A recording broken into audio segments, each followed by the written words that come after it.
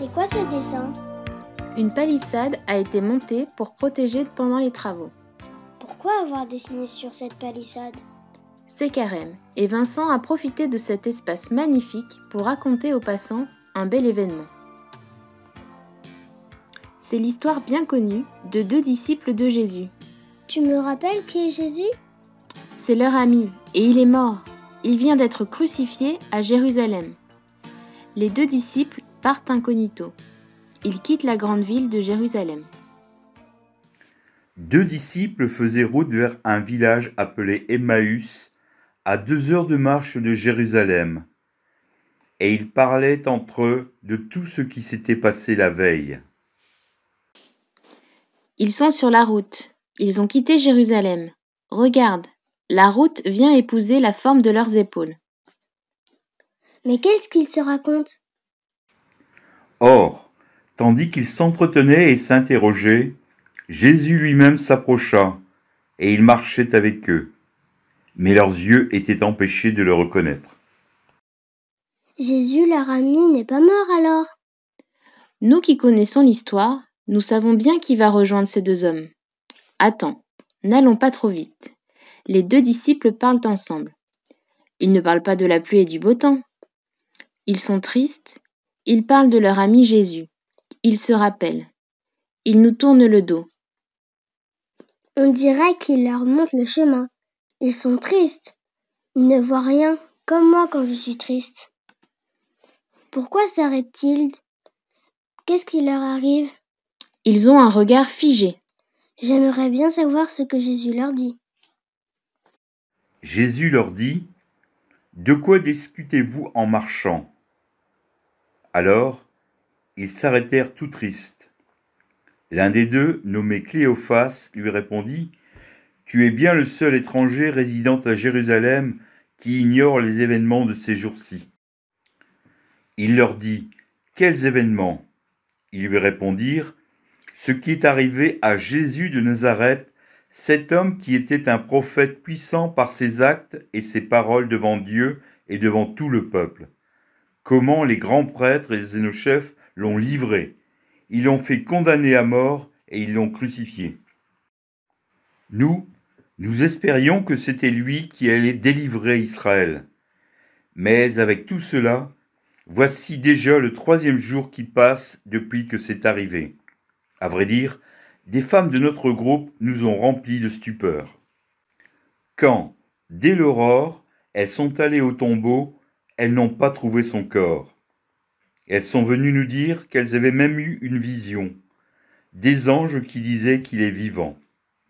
Quelques-uns de nos compagnons sont allés au tombeau et ils ont trouvé les choses comme les femmes l'avaient dit. Mais lui, ils ne l'ont pas vu. Ils ne le reconnaissent toujours pas. Ils sont tellement tristes. En fait, ce n'est pas si facile que ça de reconnaître Jésus. Il leur dit alors : « Esprit sans intelligence, comme votre cœur est lent à croire tout ce que les prophètes ont dit. Ne fallait-il pas que le Christ souffrît cela pour entrer dans sa gloire ? » Et partant de Moïse et de tous les prophètes, il leur interpréta dans toute l'Écriture ce qui le concernait.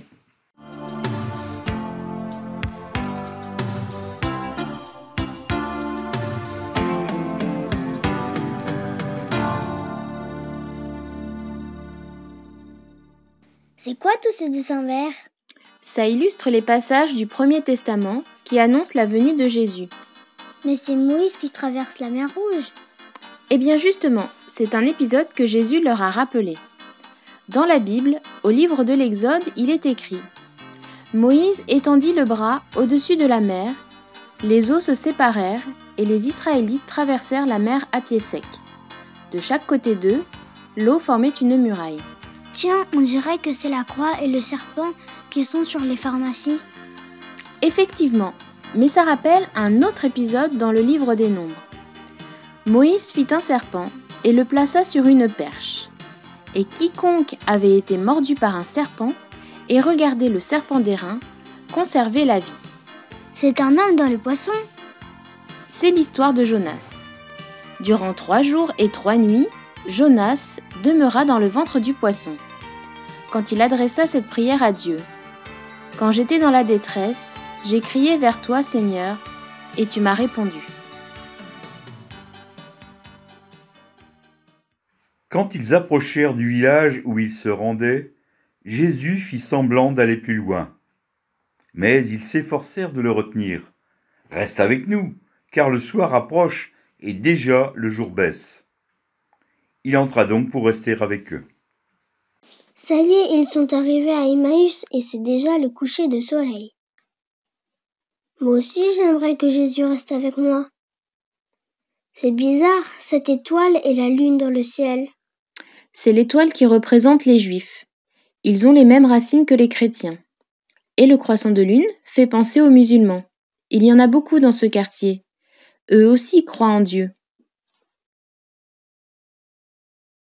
Quand il fut à table avec eux, ayant pris le pain, il prononça la bénédiction et, l'ayant rompu, il le leur donna.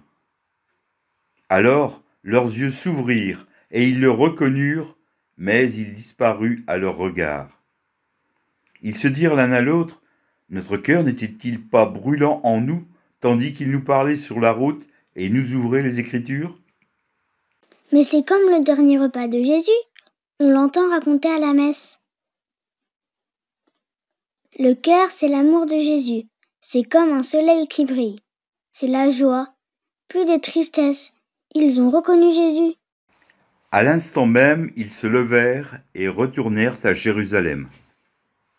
Pourquoi le dessin est tout barré? Rappelle-toi, c'était la nuit. Ils ont l'air pressés.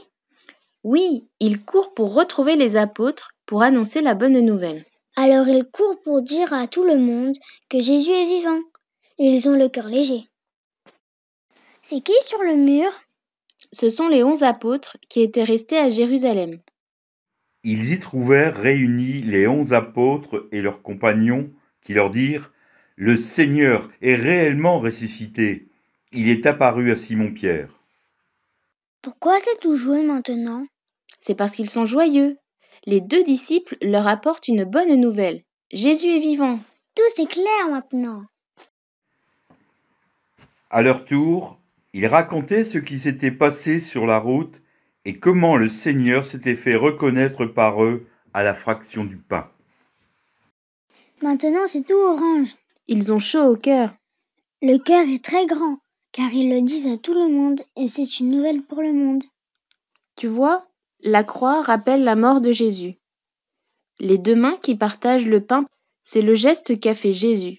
C'est ce qui a permis aux 2 disciples de le reconnaître. Pourquoi y a-t-il un chemin dans le cœur? C'est pour représenter le chemin d'Emmaüs, un chemin que chacun de nous peut faire pour rejoindre Jésus.